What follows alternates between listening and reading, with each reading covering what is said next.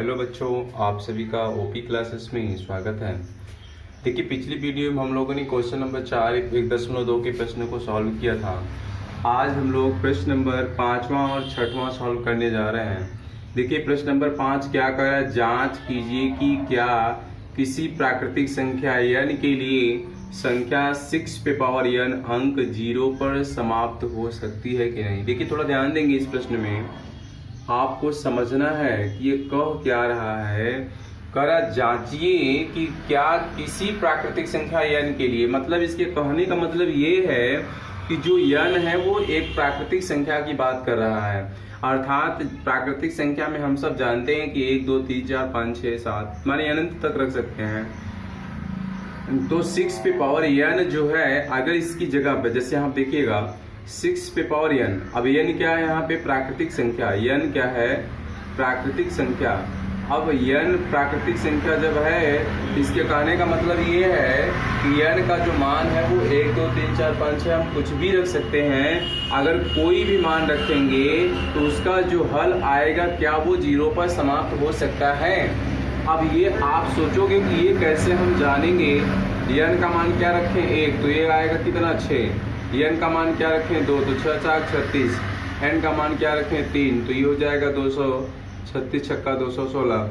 माने इस प्रकार से हम रखते जाए मान को, तो हमारे पास जो ये संख्या मिलेगा इसके लास्ट में क्या ये 0 आना संभव है। अब ये चीज आपको बताना है, तो ध्यान देंगे। आपको ये लगेगा कि हम 0 से लेके 1 से लेकर के कहाँ तक रखेंगे और कहाँ तक रख करके चेक करेंगे, ऐसे तो बहुत लंबा हो जाएगा। तो आपको ये चीज नहीं करना है, ना ही लंबा लगाना है। यहाँ हम लोग बिल्कुल एक ट्रिक के माध्यम से इसको समझ पाएंगे कि इसका जो मान होगा वो 0 संभव होगा कि नहीं होगा, और नहीं भी होगा तो उसका कारण क्या है, किस वजह से नहीं होगा। ठीक, तो आइए हम लोग इसको सॉल्व करते हैं। देखिए, यहाँ हम लिखें माना 6 पे पावर n, 6 पे पावर n किसी प्राकृतिक संख्या n के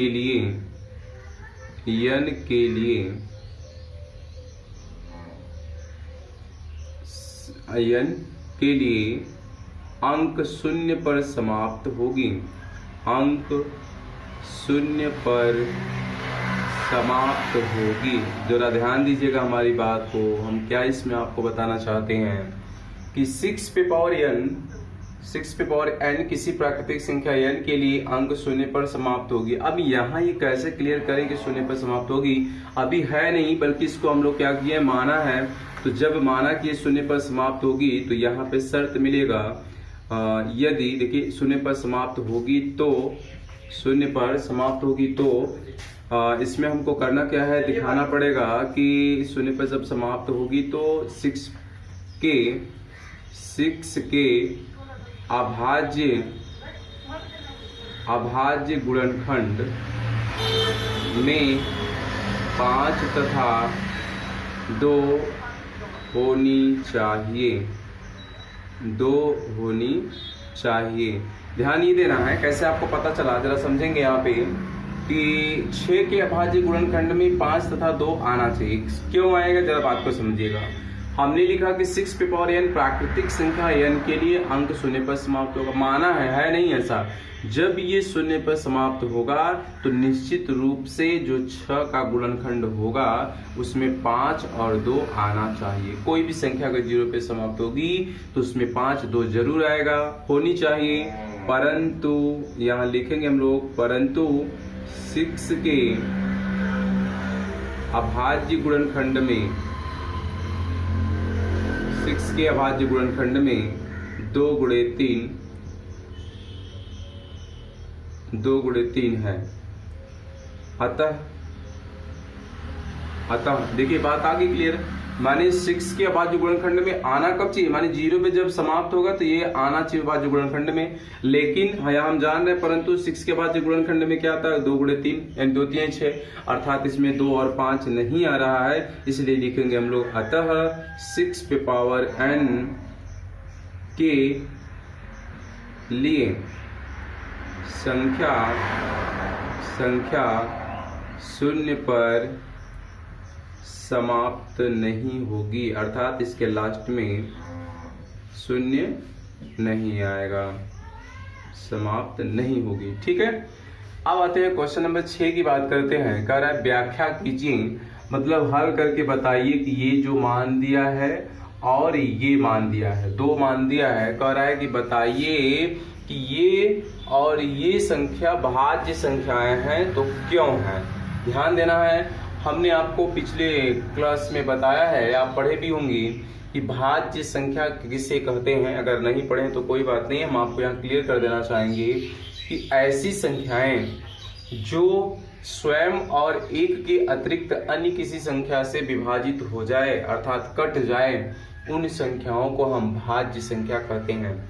ऐसी संख्याएं जो एक और स्वयं के अतिरिक्त अन्य किसी भी संख्या से ना कटे, उसको हम लोग अभाज्य संख्या कहते हैं। तो हमें सीधे से समझना है कि हम इसका मान टोटल निकाल लें और इसका टोटल मान निकाल लें और निकाल के दिखाएं कि उसके अभाज्य गुणनखंड में अनेक संख्याएं आ रही हैं, इसलिए ये संख्याएं क्या है, भाज्य हैं। तो देखिए पहले को यहाँ से हल करें हम, तो प्रश्न है आपका 7 × 11 × 13 और प्लस 13 भी है। तो अब ऐसे तो अभाज्य गुणनखंड दिख रहा है लेकिन प्लस 13 है। अब 13 को जोड़ने पे हो सकता है कि वो किसी से ना कटे, तो पहले हमें हल करना पड़ेगा भैया इसको। तो 11 का 7 में आप गुणा करोगे, 11 × 7 = 77 × 13 + 13 हो जाएगा। ठीक है, अब हम 77 का 13 में गुणा करेंगे। ध्यान देंगे, इसको आप नोट्स वीडियो रोक करके अपना आप नोट्स बना लेंगे, हम रेज कर रहे हैं इसको। देखिएगा 77 का गुणा 13 में करना है तो आप 77 का गुणा कर लीजिएगा। 3 × 7 = 21, 3 × 7 = 21, तो 23, 7, 7 जोड़ते हैं तो ये आपका मिलेगा 1001 + 13, है ना। अब 13 को अगर जोड़ते हैं तो ये हो जाएगा 1014। अब आपको ये ध्यान देना है कि 1014 तो आ गया, क्या 1014 अन्य किसी संख्या से कटेगा कि नहीं कटेगा। तो यहाँ आपको खंड करके दिखाना हो तो खंड भी करके लिख सकते हो आप। इसको देखो 1014 को काटेंगे हम लोग, 2 पंजे 10, 0 बढ़ाएंगे तो ये हो जाएगा 2 × 7 = 14। अब यहाँ देखिए कि 3 से ये कट पा रहा है कि नहीं कट रहा है, तो 3 × 3 2 बचा, 3 × 6 = 18, 3 × 9 = 27। ये जानते हैं कि 13 का वर्ग है तो ये 13 से भी कैंसिल हो गया। ठीक, अब यहाँ हम लिख पाएंगे कि 1014 का जो अभाज्य गुणनखंड आया है वो आया है 2 × 3 × 13 × 13। तो आप देख सकते हैं कि 1014 जो मान ये दिया है टोटल, इसके अभाज्य गुणनखंड कई ठो आ रहे हैं। तो अब यहाँ हम लिख सकते हैं, क्या लिखेंगे, अतः 7 × 11 × 13 + 13, माने ये वाला दिखाना है, ये भाज्य संख्याएं हैं। ठीक, क्यों है, क्लियर हुआ बात। भाज्य संख्या क्यों है, किसके भाज्य गुणनखंड में अनेक गुणनखंड में अनेक संख्याएं प्राप्त हो रही हैं, अर्थात केवल एक और केवल ये आता तो हम इसको कहते कि भाज्य नहीं है, मतलब कट नहीं रहा है। इसी प्रकार आप इसको हल कर लेंगे। देखिए यहाँ से 0.2 ले लेते हैं, मतलब इसको पहला मान लेते हैं, 2 क्वेश्चन था हमें। तो 7 × 6 × 5 × 4 × 3 × 2 × 1 + 5।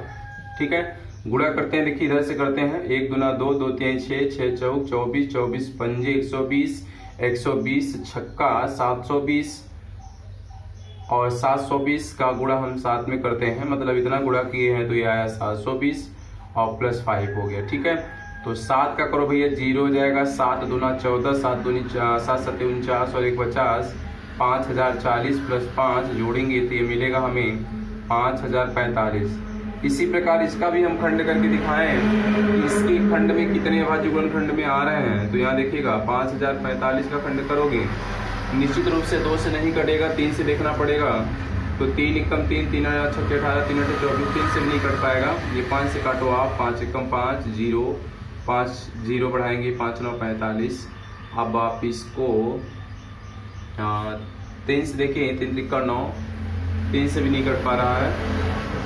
और अन्य किसी संख्या से देखा जाए 7 से देखें अगर 7 एकम 7, 3 बचा, 7 चौक 28, 7 से भी नहीं कट पा रहा। ऐसा समझिएगा ये 5 से कटा, पहले 5 से कट गया ना, तो जब ये 5 से कट गया तो निश्चित रूप से पता चल गया कि ये किसी संख्या से विभाजित हो रहा है। जब ये किसी से ना कटता तब यहाँ शर्त लागू होता कि ये एक और अन्य किसी संख्या से विभाजित नहीं हो रहा है, इसलिए क्या है, अभाज्य संख्या है। तो यहाँ हम लोग लिख सकते हैं कि अतः 5045 भाज्य संख्या है।